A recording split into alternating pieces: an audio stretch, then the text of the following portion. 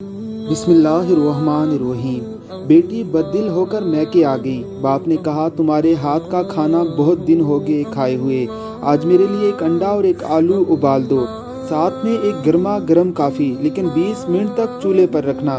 جب سب کچھ تیار ہو گیا تو کہا آلو چیک کرو، ٹھیک سے گل کر نرم ہو گیا ہے، اب انڈا چھو کر دیکھو، ہارڈ بوائل ہو گیا ہے، اور کافی بھی چیک کرو، رنگ اور خوشبو آ گئی ہے۔ بیٹی نے چیک کیا تو بتایا کہ سب پرفیکٹ ہے۔ باپ نے کہا دیکھو تینوں چیزوں نے گرم پانی میں یکساں وقت گزارا اور برابر کی تکلیف برداشت کی۔ آلو سخت ہوتا ہے، اس آزمائش سے گزر کر وہ بھی نرم پڑ گیا۔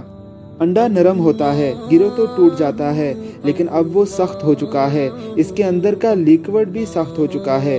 کافی نے پانی کو خوش رنگ، خوش ذائقہ اور خوشبودار بنا دیا ہے۔ تم کیا بننا چاہو گی، آلو، انڈا یا کافی؟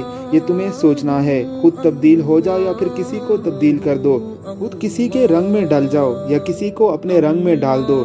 یہی زندگی گزارنے کا فن ہے، سیکھنا، اپنانا، تبدیل ہونا، کسی کو اپنے رنگ میں ڈالنا اور خود ڈل جانا۔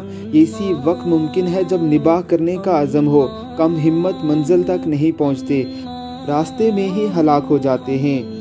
نرمی اختیار کیجیے کہ اکڑ تو صرف مردوں میں ہوتی ہے جن میں جان ہی نہیں ہوتی۔ اللہ رب العزت کی ذات ہم سب کی زندگیوں میں آسانیاں پیدا کرے، آمین ثم آمین۔